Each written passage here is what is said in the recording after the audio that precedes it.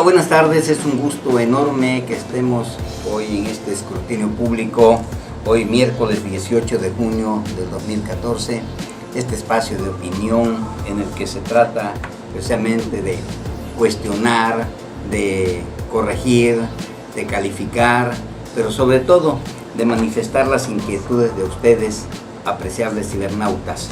Este día tenemos una nota que para la prensa resulta patética, francamente patética, dado que la propia Procuraduría General de la República, por conducto de su Fiscalía Especial para tratar delitos contra periodistas, emitió una información que estremece, ya que certifica o acredita 102 muertes de periodistas en un lapso de 14 años en nuestro país.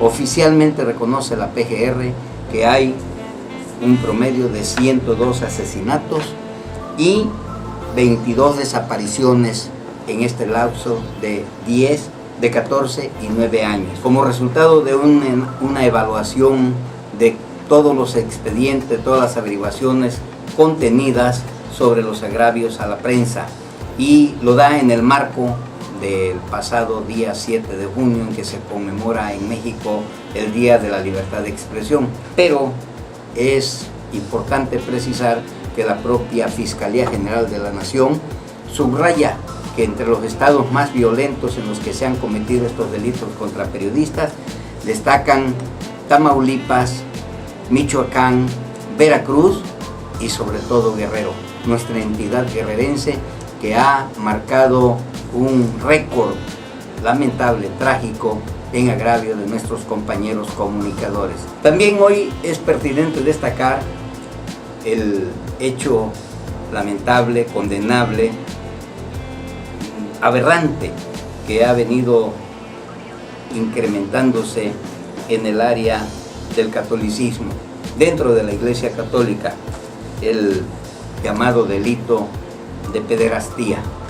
La pederastía infantil, ese atropello sexual contra jóvenes y niños que han caído en manos aviesas, en supuestos formadores de ética y moral, en quienes predican la religión y predican los valores, han cometido los peores crímenes en contra de jóvenes, de seres indefensos que creen, que confiaron en la buena voluntad, en las buenas formas de ser de individuos despreciables. Allá, cuando comienza a impulsar sus tareas sacerdotales, a quien se le conoció como el padre Marcial Maciel, y que, dado los tiempos y por las circunstancias ocurridas, por los aberrantes crímenes que se cometieron contra los jóvenes y los niños que estuvieron en su poder, tanto de Marcial Maciel como de los demás curas que fallaron, que traicionaron la ética y traicionaron los valores morales, fue Marcial Maciel, a quien mundialmente se le conoce ya como el padre de la pederastía. Marcial Maciel, recordemos, tuvo sus tiempos más fulgurantes en el periodo papal de Juan Pablo II. A Juan Pablo II, que se le acaba de santificar, fue quien de alguna manera padeció la etapa más negra del padre Marcial Maciel, pues este cura deleznable, este hombre que falló en todo y que francamente vino a degradar la función sacerdotal dentro de la Iglesia Católica, es quien dio cauce, quien dio forma a la pederastía.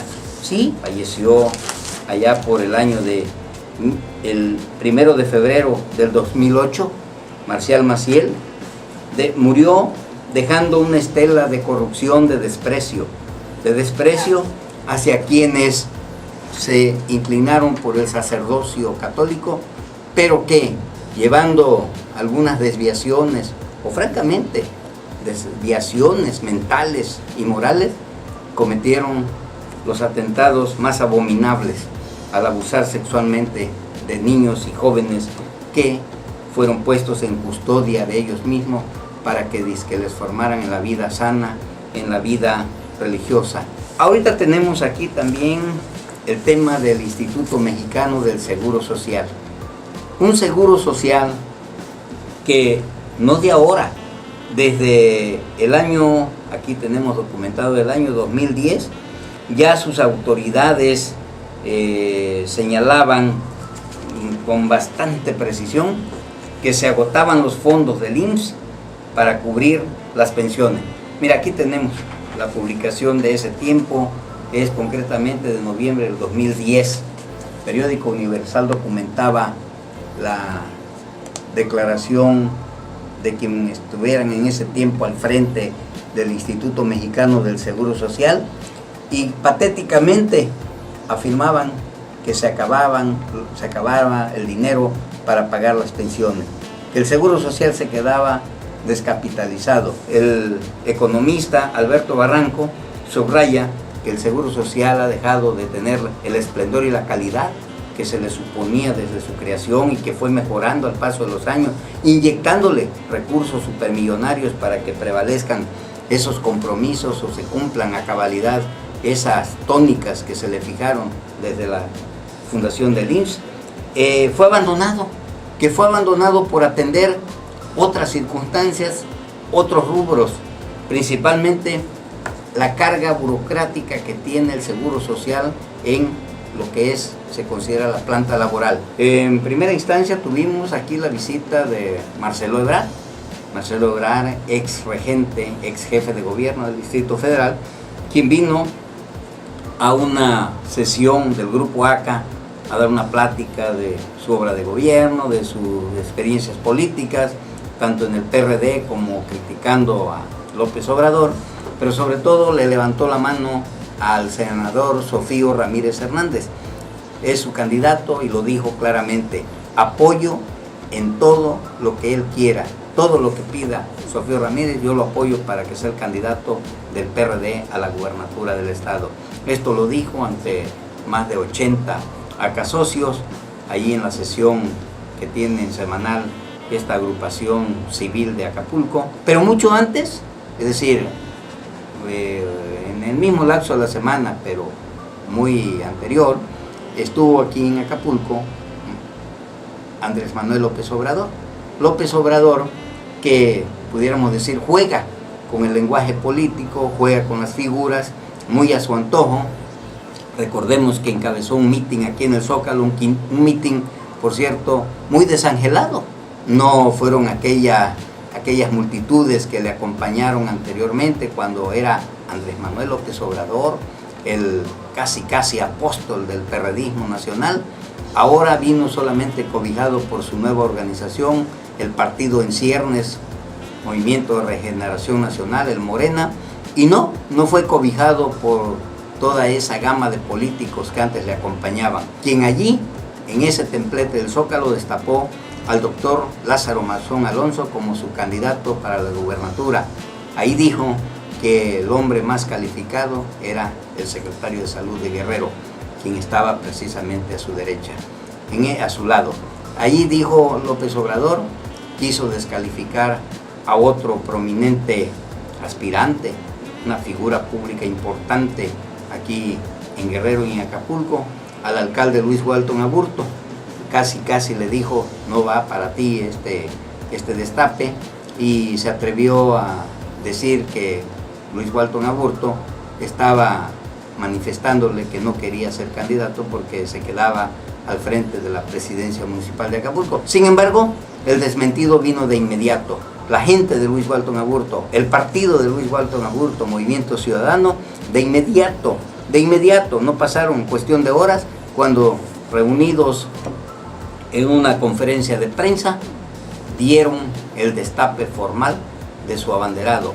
El Movimiento Ciudadano declaró como su abanderado, su candidato próximo a la gubernatura, al presidente municipal Luis Walton Aburto. Allí estuvieron el delegado especial de Movimiento Ciudadano en Guerrero, el diputado federal y vicecoordinador de la fracción parlamentaria en el Congreso de la Unión, Ricardo Mejía Verdeja, el diputado local y coordinador de la fracción de Movimiento Ciudadano en el Congreso local, Mario Ramos del Carmen, la dirigencia municipal y estatal del Movimiento Ciudadano, antes Convergencia, los líderes de agrupaciones que conforman esta institución, este instituto político aquí en Acapulco y en Guerrero, y desde luego pues toda la gama de comunicadores que certificaron, dieron cuenta de estos pronunciamientos. Hace unas horas fue sometido ya, fue aprehendido por fuerzas policíacas federales el poderoso líder de la comunidad de Cacahuatepec, de la SECOP, Marco Antonio Suástegui. Marco Antonio Suástegui en estos momentos se encuentra en la cárcel, en el centro de reclusión del poblado del municipio de La Unión, acá por la Costa Grande. Fue detenido bajo diversos cargos y en cumplimiento a una orden de aprehensión, de acuerdo a la versión oficial que dio la Procuraduría de Justicia. Nos vemos en nuestro próximo escrutinio público el miércoles venidero. Muchas gracias.